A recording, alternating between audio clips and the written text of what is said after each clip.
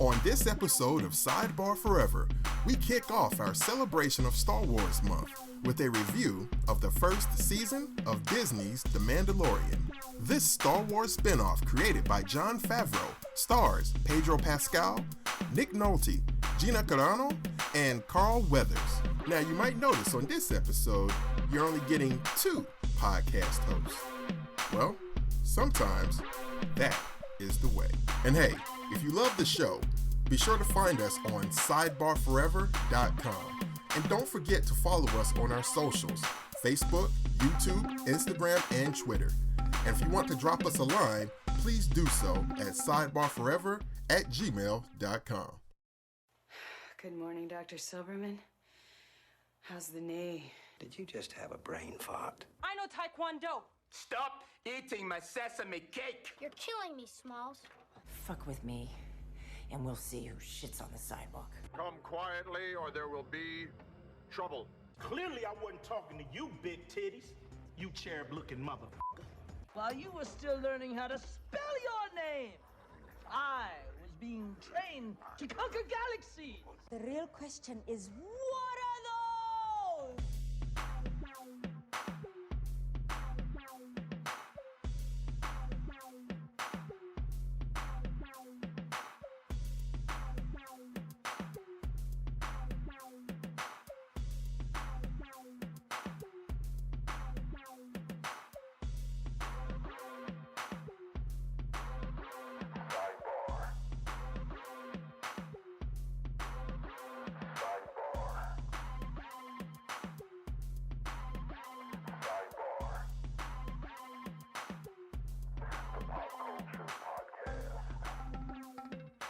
So as far as Mandalorian is concerned, we can keep this conversation brief, but I mean, I think we, like everybody else, pretty much enjoyed it. And we're all kind of pleasantly surprised by how good it was. This is the way. Yeah, this is the way. I have spoken. Right. And I think for me, you know, I was surprised that I would like it in these very small chunks that the show came in. You know, when I first heard, I was like, oh, yeah, it's only like, you know, every episode is like maybe 30, 40 minutes. I was like, really? Oh, you got a Mando ring, yo. Oh, yeah. That shit's fire, yo. Oh, thanks, man. Shit. Where'd you get it, yo? I got it from this website called Wish. It's pretty cool. I'll send you a link to it if you're interested, dude. But it's really nice, dude. Nice. It's very nice, dude. And it's pretty cheap too, dude. It's not very expensive, but it was worth it. Pretty cool. Nice. So anyway, that goes to show my commitment to the this is the way, yo. Yeah, yo. I'm looking for it now online. Damn, yo. Okay. That derailed me, yo. For those who don't know, maybe we'll post a link or an image to go along with it. But D just on his Skype just held up his kiss of the ring hand, and right. He has a nice Mandalorian ring, yo. That's pretty awesome, yo. That's definitely awesome, But I was surprised, you know, I was thrown off when he was like, oh, it's like 30 minutes. I was like, what? But it functioned very, very much like an old 70s TV show, an old 70s Western like Bonanza or Gunsmoke or, you know, Have Gun Will Travel, that kind of thing. Mm-hmm. And the stories were uber-duper super simple, which was fine. And it was actually interesting, too, that the fact that the main character, you know, you don't even get to see his visage until maybe, you know, 7 episodes in or something like that. You know, very much towards the tail end of the first season. Mm-hmm. So, but what do you think? What do you think are some of the things that really made this, you know, The Mandalorian work? You know, obviously, you know, created and written by Jon Favreau. That really made it work and made it sing for you, man, as a hardcore fan, because you're more of a hardcore fan than I am. Yeah, I think there are a couple things. First off, there's an underlying cult of extended universe individuals out there, and people that are involved with. I say cult in the best way, not in a bad way. Sure. Let's say followers and interest people interested in Star Wars have always enjoyed Boba Fett ever since the Star Wars Holiday Special that people poo-poo all the time for various reasons. Arguably, you know, rightfully so or not so much. The introduction of Boba Fett there there's been an interest in the bounty hunter. So much so that George put him into Empire Strikes Back. He wasn't initially supposed to be inside Empire Strikes Back, to my understanding. Mm-hmm. So, that worked very well. And then to see his final comeuppance at the bottom of the Sarlacc pit, of course, arguably, in Return of the Jedi. So there's this built-in interest in the Mandalorian and the way of the Mandalorian. But I think that is more the hardcore fans than it is maybe a looser fan like myself, right? Well, no, people. You tell me, you're a looser fan. I'm not. I enjoyed the idea what the bounty hunter was, and not the fact that his armor meant more than just that was his choice at the dime store. This is not just. This is what was available. Right. Right. This isn't like some kind of Navy surplus store you went to and got stuff off the rack because you could afford it. This was actually the armor of people that chose to follow a certain way and certain ideals inside of a religion, so to speak. Like he says in the movie, says in the show, it's like, guns are my religion. I'm not gonna give you these guns to the Jawas. He says that the Jawas like, you can have these. And he even says, which it's not a race, it's a creed. So it's kind of like a brotherhood or sisterhood or a sorority, a fraternity to some extent. Right. But certainly with more with different ideals in mind and pursuits. But maybe you're right, and I think that definitely did work. And for me, again, because the episodes were so short, I think one of the things that brought me in is they could build upon the mythology and the lore of the Mandalorians episode by episode, but because they didn't have a whole lot of time, they didn't have to they didn't go into a whole lot of exposition. By the second episode, people were online, saying, I've spoken and this is the way. And, we don't really know why they say that. We just they say that. You know what I'm saying? It's one of those things where the theater of the mind takes over and, the nerds in the suits in Hollywood, not even the nerds, the suits in Hollywood who want to make everything super fucking simple. Let's spoon feed everything because I'm confused by this. I think that people who are fans are going to be confused by this. Go fuck yourself. We're not confused. Just just show us that this is cool and we'll believe it's cool. Show us that this is important or that this is something that we're to remember and we'll remember it. And do a degree of sincerity that it was accomplished by, like you said, Jon Favreau and Lucas's right hand man in animation for a long time. Basically, Dave Filoni, co-wrote the show, and part of the success of Star Wars going forward is going to be Dave Filoni and Jon Favreau. That's because they understand good storytelling, and they understand what fans want to see, and also understand what will push the stories forward. I think one of the things that was evident from the beginning was that this is going to be a long haul in terms of how they're approaching it. As the Mandalorian approaches that hovel where his first bounty is, we see him pick up. It very much looks like an Eastwood film, or like you would see inside of spaghetti western, Absolutely. and it was good for that reason. But then what really threw you off and what made everybody gravitate towards, of course, was the fact that the delivery by that Polish director who was talking about the bounty. What's his name? You talking about Werner Herzog? Werner Herzog. Werner Herzog. Yeah. He had the kind of gravitas. I would like to see the child. Right. Exactly. But the thing is, though, what's cool about it, dude, is like when he was talking about the kid was 50 years old.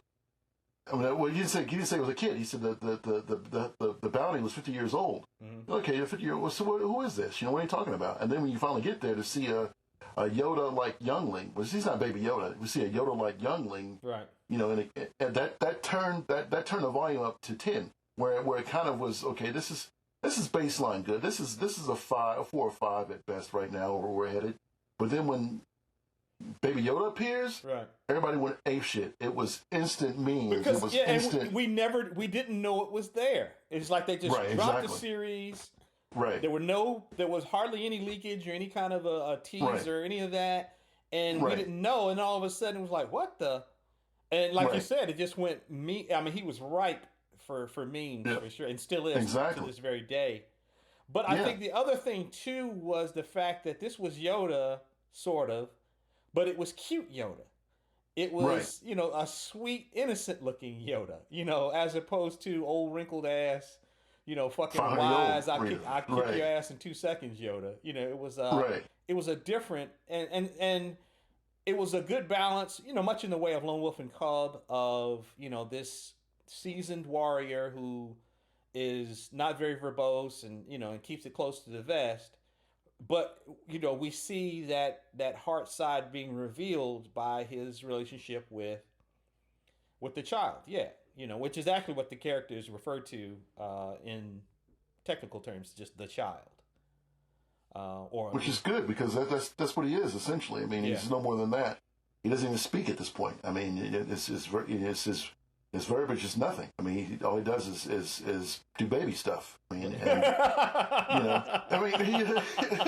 you know, with the exception of like poop and piss himself, he doesn't do any of that. Obviously, I mean, we don't know that, you know, but he doesn't. I mean, all he does is, you know, do cuddly things. So you see, you're obviously going to gravitate towards that character.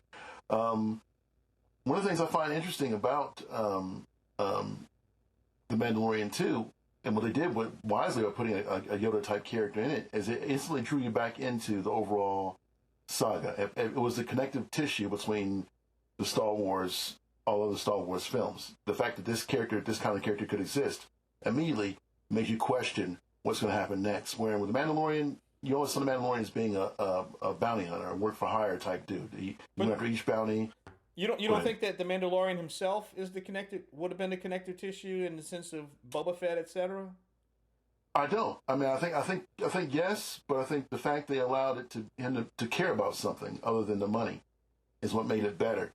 And the fact and they certainly would have they were going to have to do that, because it'd be like, okay, it just would be boring watching him like either kill motherfuckers or take motherfuckers and beat them across the head and then drive them across the galaxy and then dump them on the ground and then collect a bag of coins and then walk off in the sunset. Like, okay, we can't do that every week, you know? Right. That would get real fast. But they still built upon his character outside of Yoda too, which was good. They gave him a somewhat of an old, you know, cadre of questionable villains he hung with, or questionable people he hung with. He went back to various haunts to get more bounties with, you know, characters established by, you know, Apollo, you know, Carl Weathers, Greek Targa, you know, right, Greek Targa, you know, or Greek Karga, excuse me, I'm sorry, Greek Karga, yeah, and you know, it was, I mean, I like the cast. I mean, the fact that I care so much about Nick Nolte's character, dude, which I didn't think I would. You know, and his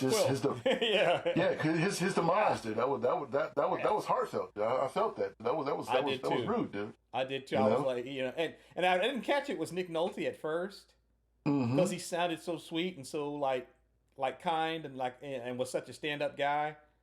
Right. And then I realized, but in a gruff way. Yeah. Right? And then I was, that's Nick Nolte, you know. Yeah. But as kind of getting into some of the cast and the cast of characters, as we mentioned earlier, written and directed by Favreau and produced by Dave Filoni, and then Pedro Pascal as the Mandalorian, right? Carl Weathers is Greek Karga, Werner Herzog is the client, Nick Nolte's Quill, Taika Waititi is IG-11. The cool ass fucking bounty droid. Kick ass Gina Carrano as Cara Dune. Actually, not doing a bad job, not a great job, but not doing a bad job. And then, you know, a bunch of other cameo appearances: Ming-Na and Amy Sedaris and Clancy Brown and Bill Burr, right? And then Giancarlo Esposito as Moff Gideon. Who killed it, yo? Oh yeah, I liked it. I mean, at the end, dude, with the dark lightsaber. Yeah, sir. Yeah, sir. Yeah. And I was just gonna say, the directors of the episodes, Dave directed one, Rick Famuyiwa directed one, Deborah Chow, Bryce Dallas Howard, and then Taika Waititi. And I think Favreau directed the first one, if I'm not mistaken. I thought he did. Maybe I'm wrong. Okay. I might have that wrong. But what were you saying? I'm sorry, I cut you off. No. I just think that I think that the choices, the people he chose, the people that were chosen to give extemporaneous dialogue were the right ones, because they actually brought you back into the saga. Like you said, Werner Herzog and Giancarlo Esposito. Those guys are known for giving like really solid quality. They're the gravitas. They are the gravitas. Yeah, they are giving they're the ones. They're the heavies to give it weight. Right, and they have quotables. Well, I'm like, I can't think of any quotable in Rise of Skywalker, any of the last series of Star Wars films, besides the one that was been repeated already by Ian McDiarmid in the previous series. No, I mean the whole thing with Ben telling old girl Rey that you're nothing. Yeah, that's what you don't belong in this saga. You're nothing. That's all. Oh, okay. What? That's all. So for me, I actually did remember there were things that were quotable for me. Maz saying, "Oh, that is a question for another time." When she says, "The future that you seek is in front of you; it's not behind you." Okay. There was a point in even in Rogue One where they he says you've been in prisons, but some people carry their prisons around with them. Okay. I mean, so there were quotable things in there. Okay. But again, I mean, you're more solidly like, okay, the original and the impression it made upon you. I always look for that in films. I find those in all kinds of movies. Quotable lines and things that stand out to me. Okay. Even in John Wick, there's a line that Willem Dafoe's character Marcus says, where he says,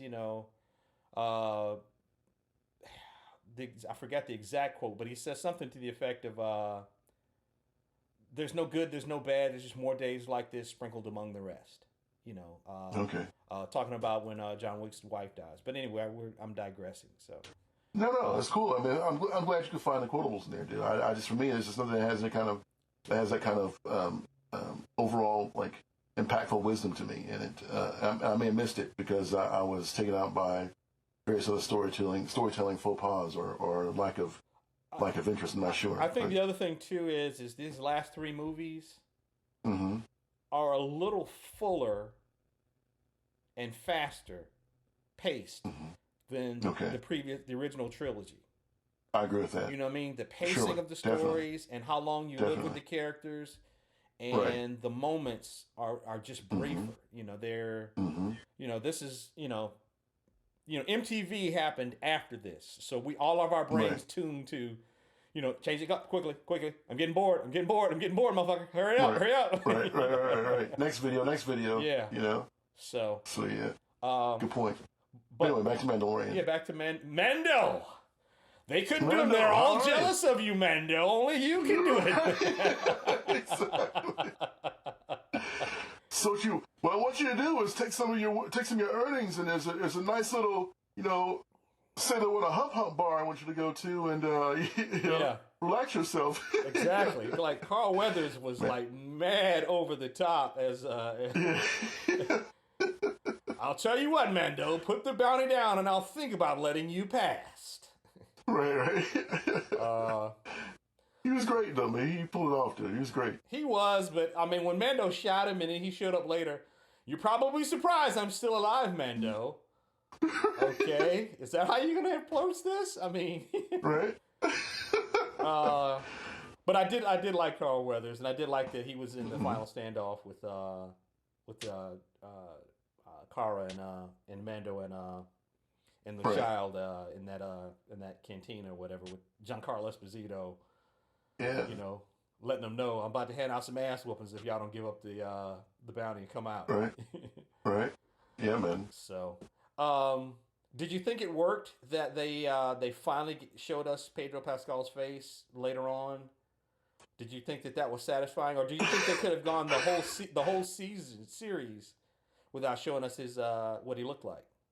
I think he could have gone the whole season without showing his visage, dude. Honestly, because you know what? What? I had a funny Beyond Thunderdome moment, dude. When the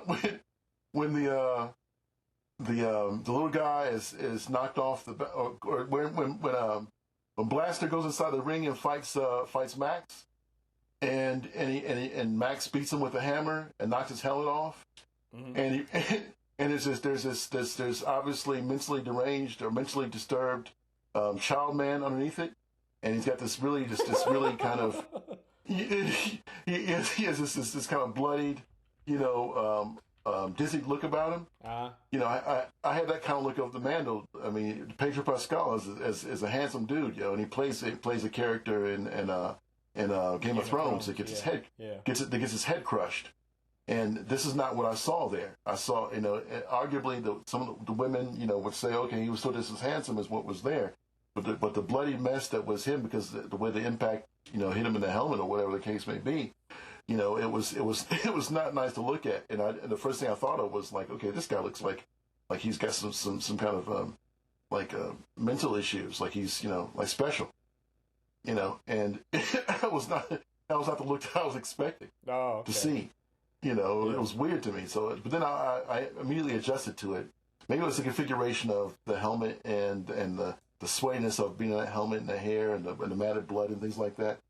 But I like the fact that he was able to get treatment, obviously, because he needed it at that point, and the fact that no living thing could actually look at a Mandalorian except for their spouse or whatever the case may be, according to their religion. But the fact that IG-11 wasn't living made it okay, because he's not going to report back anything. So that was nice. That was a nice element to it. The thing I didn't like the fact that he was so hung up on, a droid. Once you program a droid to do whatever it's going to do, it can't go against its nature. It's like, motherfucker, it's a machine. This is software. What the fuck are you talking about? Right. They reformatted this bitch. He's good.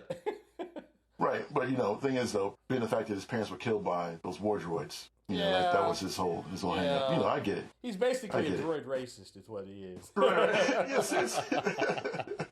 Kind of, sort of. You can say that. But and that's not an okay thing either. Yeah. I know everybody was kind of up in arms too, as far as memes and things that kind of went viral when Jason Sudeikis' character was kind of uncredited as it's kind of like the foot soldier, and they go and get Baby Yoda, and he punches Baby Yoda, yo. Like the first time he did it, I was like, several times, yo. Is he punching a fucking baby? What's wrong, dude? What is your malfunction, bro? It's true, man. It's true. We can laugh like it's funny, dude, but the reality was this is not a child that had fangs. He wasn't bearing anything. He wasn't a predator in any stretch of imagination. And for them to treat him in such a callous fashion, was jarring, dude. A couple of times, like, what the fuck? Yeah. It's like hit the baby in the bag. Is that a real game? Hit the baby in the bag? Yeah, yo. Come on. Him and Adam Polly was the other uncredited goon, basically. And I was like, right. Are they having snappy patter and banter and then punching a baby in between, motherfucker? What? Yeah, punch the baby in the bag, yo. Yeah, it's true. So, and then their characters go back to I think it was like a little one-shot Star Wars comic where there was two troopers that were arguing and get kind of like a Laurel Hardy type manner, doing these things. So, yeah. Do you think that the show did well to have a short season? Because I know you tend to like things that are a little longer, but I prefer, really for me, 10 episodes is about all I need. If you can't do it in 10, 10 times 10 is 100. That's 100%. If you can't do it in 10 episodes, anything beyond that, it typically ends up being padding. And even though I think your point is correct, where in the first episode, it started a little slow, and about a third of the way in, I was like, okay. And then once Baby Yoda comes in, then it ramps up because you see, like you say, you see him kind of like he shoots the droid, and he's like, the droid's like, we must kill the bounty or whatever. I forget what the droid says, and then he shoots him in the head and blows his head off.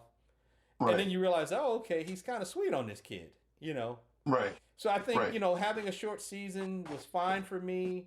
I think it gave all of the directors, and they have some really great, directors, and they all did, I think, a terrific job in their own ways. And having it be short, I think it was fine. But what would you? I mean, in overall scheme of things, I was satisfied because the stories had meat to them. Each one there were no wasted episodes. Each thing built upon the character of the Mandalorian and upon the Star Wars universe in a way.